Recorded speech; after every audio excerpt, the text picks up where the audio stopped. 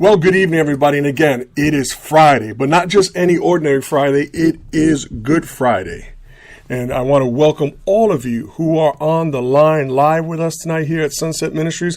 I want to take the time to welcome those of you who may be listening to us on the internet at Spreaker.com. We thank God for you as well. Well, there are so many of you on the line. I'm so blessed. I've been praying about this and just glad to see so many of the new people that are out there. And please, if anybody else has gotten on the line after we unmute the call later and the noise kind of dies down, if I did not get your name, please just take a moment to say hello to me so I can just get your name. But again, we got a lot of new people on here. And again, tonight, just for our new people, we meet twice a week, Mondays and Fridays at 9 p.m. And we take 3 breaks throughout the year. We take a spring break, which is tonight. This will be our last week, a day before our spring break. We'll be back on April 16th, 2 weeks. We take a short break towards the end of December, just before Christmas, into the new year. And then our longest break is the 2 months of summer. Unfortunately, because I do this ministry alone, it's been 8 years now. During the summertime with my own children and stuff that I'm involved in the community here, it just becomes a little bit too difficult. But it doesn't mean that I'm unavailable. Even through the summer months, I make myself available. People can call me, email, and stuff like that. So again, I want to welcome all of you. Our website is Sunset Ministries, and that's spelled S-O-N for the Son of God, S-E-T, sunsetministries.org. Has a lot of information, how you can contact us, reach out to us, and so much more. So again, tonight, just to give you a preview, this ministry has been in existence since 2010. We're working on 8 years now. It was initially started as a ministry in a church where I was an associate pastor for many years. I felt the need that we needed a place where the leaders could come online and just pray for one another and be refreshed, because we were always just pouring out. Well, God took this in a different direction, and this has now become a ministry where people call in from different parts of the United States. We get people overseas as well calling in, and God has been using this in such a big way. And up until this point, I have never shared my testimony, and God, at the beginning of this year, has been placing in my heart to share my testimony. And what perfect day to share it on Good Friday as we prepare for Resurrection Sunday. And the theme or title, if you want to give it one, that I've been calling it, is Comeback Power, because that's what it's all about. Coming back from the depths of wherever you're at through the power of Jesus Christ. You know, on Resurrection Sunday, we'll be celebrating the most important day on the calendar for Christians throughout this world. It's the day that Jesus Christ, after being brutally beaten and battered and placed in a tomb, arose and conquered death, arose as he promised he would 3 days later.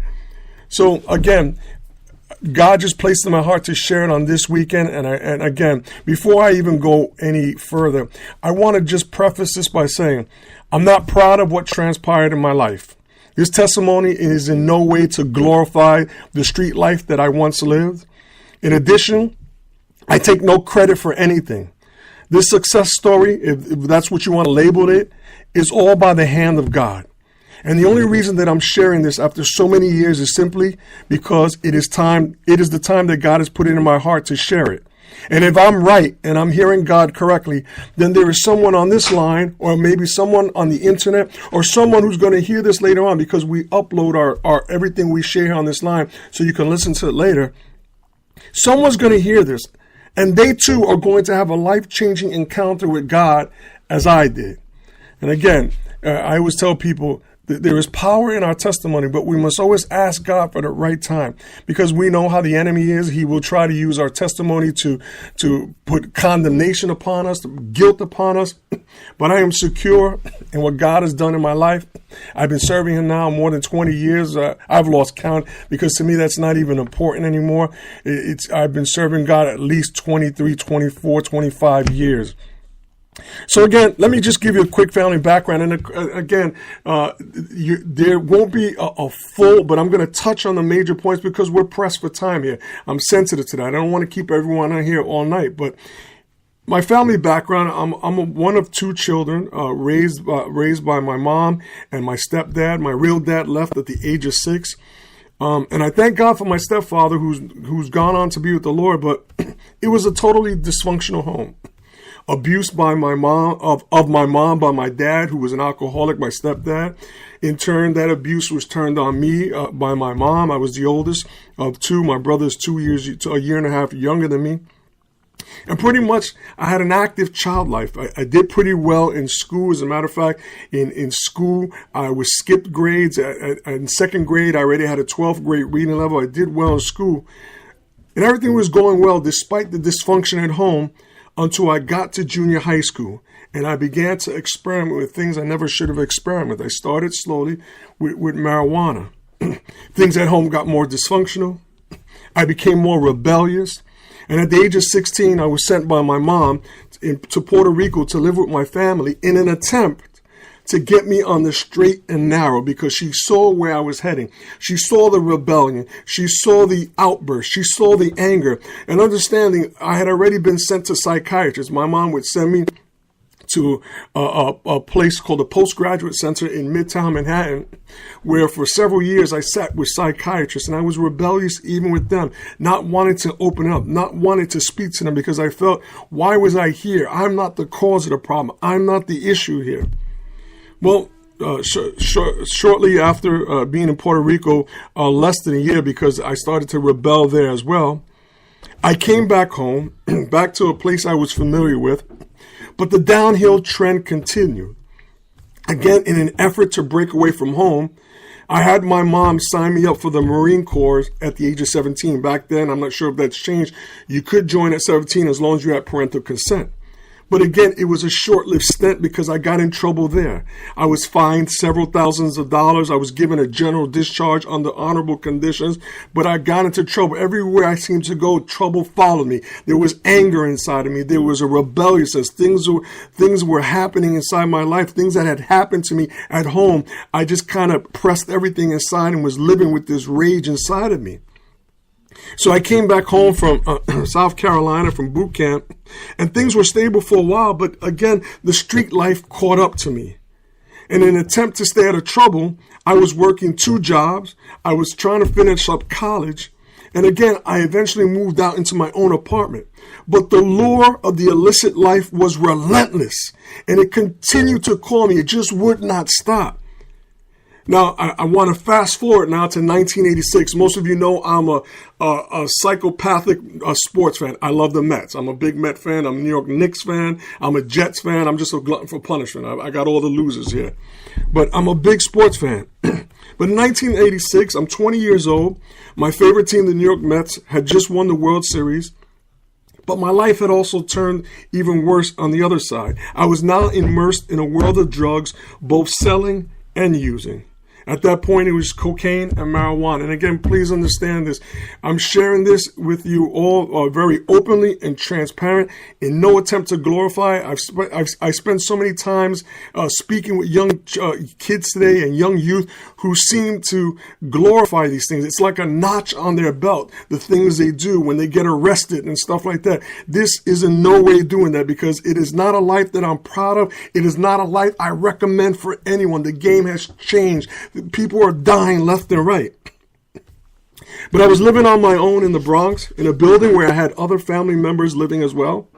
And one day, I can remember out of the blue, a cousin who was much older than me had come by my apartment and asked if he could come later on to the apartment with a friend to take care of some business. Well, it didn't matter to me what business it was. I didn't ask a lot of questions.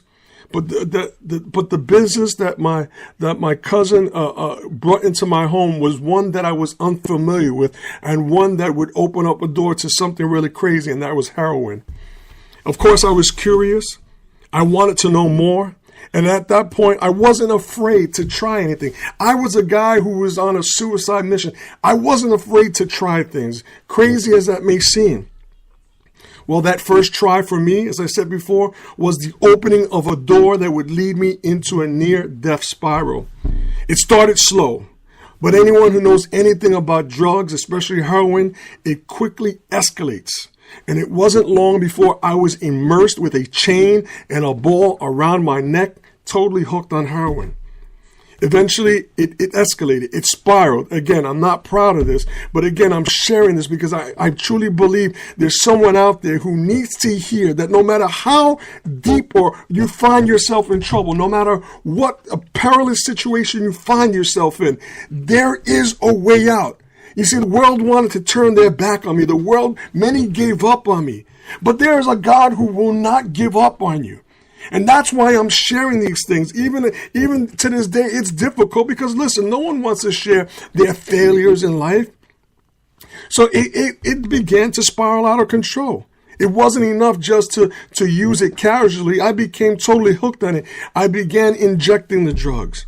And eventually, my life, the total spiral began to speed up.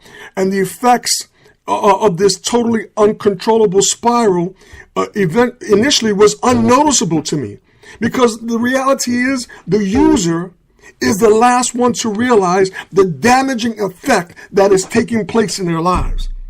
But I was slowly losing control of everything around me. I was missing work. I was not paying my bills. I was not changing my clothes as often. Initially, I was able to make excuses and I was able to hide it. But after a while, I no longer cared about that. I no longer cared who knew, and I made no effort to hide it. As my descent into hell continued, I eventually lost my job. I lost my apartment. And eventually I also lost the woman that I was engaged to, because the drugs unleashed the anger that had been residing inside for me for so long because of the abuse that I had suffered at the hands of my mom. And this woman became the target. Now, I want to stop here for a moment. Although my mom was abusive, I just want to say I love my mom today. Because of what God did in my life, several years after I came to the Lord, I was able to witness to my mom. And today my mom serves the Lord. Today my mom loves the Lord. But it wasn't always like that. I suffered broken bones at the hands of my mom. I suffered in numerous beatings, but not just ordinary beatings. It was just totally out of control. This woman that I eventually turned on her with all this anger took out orders of protections against me. And eventually I lost and hurt a woman that had meant so much to me. But the reality was, she was no match for my new love, which was the drugs. No one could elevate themselves to that level. I was hooked. So eventually I moved back in with my mom. Now, my mom was either the last to know or one of the last to accept what was going on in my life. Because listen, a mother never wants to accept, a mother never wants to accept and see what is going on with their child. They're always, listen, as a mom, we know that their children, no matter how old they get, they're always going to be their little baby. So my mom continued to give me money, which went straight to my habit. But before long, it became insufficient, and I had to find other means to supply my habit. Eventually, I began stealing small things and breaking into places. And I was getting arrested here and there for small petty crimes. But each time I was released, I went back to the craziness, because I would only be inside for a few days, and that was never long enough to break the vicious cycle. Fast forward to 1990, and now I'm in a complete mess. I am totally homeless. I was living in various building stairways. When it was warm, I would sleep in the parks with other acquaintances that were users as well. And we always did this in pair. Whenever we slept in buildings, we always slept in pairs. Why? So we could protect each other's back. At that point in my life, no one could trust me anymore. Friends, family members, all of them had to show me tough love and turn their backs. To this day, I can still remember the day my mom took the keys and locked me out the door and said, "You are never to come back here." And I back then I couldn't understand, but today it was the greatest love she could have showed me. I remember my mom one day pleading with me to stop the madness, that I was better than that. And I remember the heartache on her face when I told her to just simply forget me, because I was going to die a junkie. I knew no way out of this spiral. I knew no way out. I was just lost. I was depressed, and I was running out of options as things became worse. And I remember one day saying to myself that there's just no way out of this. So I was going to take the easy way out and end my life. And of course, having a junkie mentality, I wanted that last night to be, that the way out to be with one last high. So I remember hustling that day. I remember the day vividly, hustling and making quite a bit of money with the intention of just putting it all together in one needle and giving myself that one last lethal dose. And my brothers and sisters, even as I was preparing for this evening, as I was praying, I began to sweat because it's still so vivid in my mind. I can still remember to this day vividly being up on that roof and looking down over the neighborhood that I had grown up in a place where there were so many fond memories, playing baseball in the baseball field, Cub Scouts. I mean, the list goes on. I had tears in my eyes, and I was asking myself, how did it all go so wrong? Well, it was time. I prepared the drugs, I put them in the needle, and I shot them up. I don't remember much even to this day except waking up several hours later with the needle still in my arm, bleeding but not dead. I remember being angry, saying to myself, I couldn't even do that right. And I asked myself, what's wrong? How can you even do this right? But I know today it was divine intervention. God had another plan. You see, my brothers and sisters, and I know someone's out there who's going to be listening to this or maybe listening to this now. You may have a plan and say, you know what, this is the way I'm going to end the pain. This is the way I'm going to change the course of my life. This is the way I'm going to stop this death spiral. I'm here to tell you that God loves us even when we're at our worst, that he will reach down into your deepest pain, into your deepest depression, even your deepest desires to want to end it all, and lovingly pull you out, as he did with me. I didn't understand it back then, but I understand it today.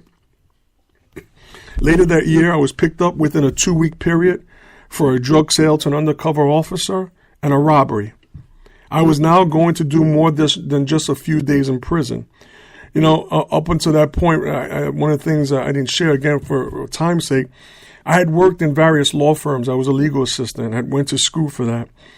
And again, I believe it was divine intervention as I was coming out of the what they call the bullpen, where they hold prisoners before you go before the judge. One of the lawyers that I used to work for happened to be there. I can't tell you how embarrassed I was. But he took a moment to come over, and today he's one of my best friends. Took a moment to come over, and we talked. And he just stood in for me. I didn't have a lawyer. That time it was legal aid, and the legal aid lawyer didn't show up. So he put himself on the record as my lawyer and was able to work out a deal where they put both charges together, and I was sentenced to 1 to 3 years in prison. And I can't tell you the sound of the metal door that clanged in my life as that judge hit that gavel, and I realized I was not going away for 10 days, 15 days. I was going away for a year or more. Now, people may say, well, that doesn't sound like a long time. I'm here to tell you that any day in jail is a long time. Because in jail, you no longer have your freedom. They tell you when to get up. They tell you when to go to sleep. They tell you when it's time to eat, when you can shower, when you can do this, when you can do that. You're no longer free. And I still remember getting on that bus. As that bus drove us to Rikers Island, I had to pass through my neighborhood, realizing that I wasn't coming back for a while. If maybe not come back. Listen, we hear things that happen in prison. I was there when riots happened. I had my share of fights. But then eventually I was transferred to an upstate prison because when you're sentenced to more than a year in New York City, you go to an upstate prison. And there began my time up there. Just to cut it real short, the first time I went to the parole board, I was denied due to the robbery. They said it was a violent offense, and I was denied parole. The second time when I was up for parole, you have to get letters from people who will say that you're going to reside with them and they'll accept you so you have a place to live. That was a difficult thing because my mom at that point did not want me to come back home, and I couldn't blame her. I had done so much damage. And I remember receiving the letter and talking to her on the phone and her telling me, I don't want you back here. I don't know how this is going to turn out. I'm afraid. She says, to be quite honest, even though as much as it hurts for me to have you inside prison, I have slept because I know you're there at least safe. You're not using, you're okay. Well, the lawyer friend that I told you about wrote a wonderful letter to the parole board. My mom eventually relented, and I was released. Things held up for a while. You know, I acclimated back into the flow of things. I found a job. But eventually, the call came again. and I slowly got back into the game. I started using slowly again. I started selling again. I'd have to go to my parole officer. I would, fake things, fake urinalysis. There was easy ways to switch things back then. But I was only fooling myself. It got to a point that I was back to the point where just things were out of control again. And I remember walking into my parole officer's office one afternoon, and as the door closed and I sat down, there behind the door was my mom. And there was tears in her eyes, and I knew it was up again. I remember the tongue lashing that my parole officer gave me as she threatened to send me back to prison because my mom had told her what was going on. My last urinalysis, although I thought I changed it, came back dirty. I could not fool anyone anymore. In my mind, I had made a promise to myself. I did not want to go back to prison. As I said before, it may not be a long time, 1 to 3 years. But as I said to anyone else, when you lose your freedom, one day is just too long. And I did not want to go back. So I had one option. I was told I could either go back to prison or I can enter a long-term drug rehabilitation program. So I entered a program called Su Casa, which in Spanish or in English is a Spanish name, which in English means your house. It was a 12 to 18-month residential program for long-term therapy. I wound up doing 14 months there.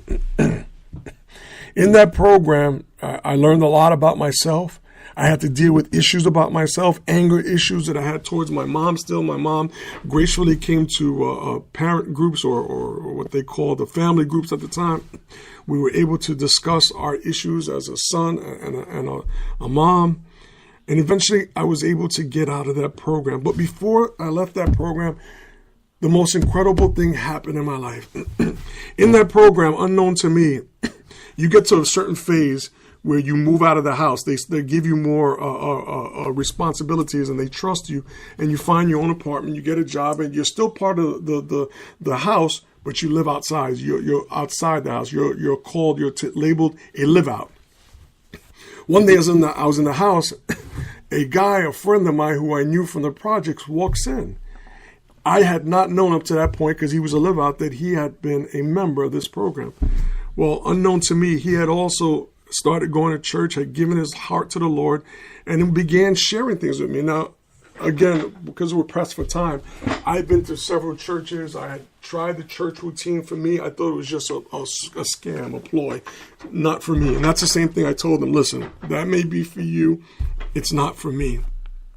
But he was relentless. I had another friend who we were in the drug game, and when I came out from the program on passes, I would meet up with him, and he was going to church, and I couldn't believe it. It was like God was placing people in my life that I used to run the streets with. They were now going to church, and I thought it was all part of a big scam, a big scheme. And I remember my friend would say, meet me here Sunday morning, I'll take you to church, and I would always stand them up, because I thought this couldn't be real. He was telling me names of people that we ran the streets with that were hard time users, hard time people who were selling drugs, and they were now in church, and I just couldn't fathom that. Well, I remember one day finally meeting up with him by accident, and the pastor of the church coming outside, and he made me an offer I couldn't refuse. I still remember to this day his exact words. He said, I've heard a lot about you. I'm going to make you an offer. You come one time. If you don't like it, I'm telling him right now never to bother you again. You don't come back. It was an offer I couldn't refuse. I looked at my friend. He said, you heard your pastor. I'm going to come one time. Don't bother me no more. And that was my intention. But again, God had a different plan. And that day when I walked into the church, it was the day that my life forever changed. I can't tell you exactly what it was. Well, I can tell you. I know it was the presence of the Lord. But I remember walking to that church, not knowing a lot of faces. People wanted to hug me. Now understand me, I'd come from prison. I had been in prison. I wasn't into this huggy feeling thing. But for some reason, my defenses were down. For some reason, I felt that voice inside saying, you're home. You don't have to fight anymore. You don't have to put your guards up anymore. You are safe. Well, fast forward to where we are today, my brothers and sisters. I started serving that church. I became an elder, a deacon, and eventually I was ordained as one of the associate pastors. Today, I'm a happily married man going on 23 years.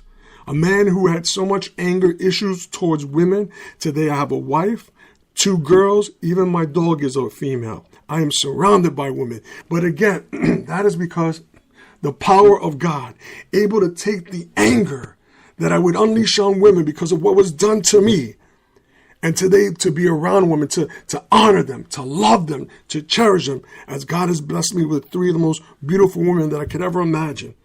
Today, I own a home. Today, and again, please understand, I am not saying this to ruffle my own feathers, to elevate my status. No, I am just trying to let people know that what the locust stole, what the devil stole, God restored twofold. Not only do I have a home, I have a trust of people in my life again. I remember, for those of you who know, I work for New York City Transit. I'm a little over 4 years away from retirement. I remember having to go when it was time to do my background, and I had to bring the lady all my arrest records. And to this day, I still remember her exact words. She looked up from the papers. She said, "You have been pretty busy." And I remember telling her with a confidence, because I knew it was God. We read in the Word of God where He tells us, what shall I, well, many people would tell God, and I'm paraphrasing, what shall I say? And God would say, I will tell you what to say. It was at that moment that God put words in my mouth to tell that lady, yes, I was busy back then. I had made a mistake. I was on the wrong path. But today, God has changed my life, and I believe that this job is the job that He has opened up for me. And I'm going to tell you, my brothers and sisters, it was truly God, because I know people that have gone for this same job who had less of a record than me and were denied this job. So again, God, in His faithfulness, in His mercy, opened those doors. And this is why I've entitled tonight's testimony, Come Back Power. Because no matter where you are, you can come back. Not through your own power, because I realized in my own power, I had made a mess of everything. I had totally destroyed everything. And I'm sure some of you, or one of you who's listening to this tonight, you can identify with what I'm talking about. You've tried everything, and everything you've tried has totally been a mess. But God can give you come back power. It is that same resurrection power that was able to get Jesus out of that tomb after laying there dead for 3 days. And no matter where you are, you may be sitting right now listening to my voice saying, but you don't understand, I'm past hope. No, you're not. I was up on a rooftop with a needle in my arm, and I had pushed the plunger, and that's past hope. But God said, even then, you're not past hope.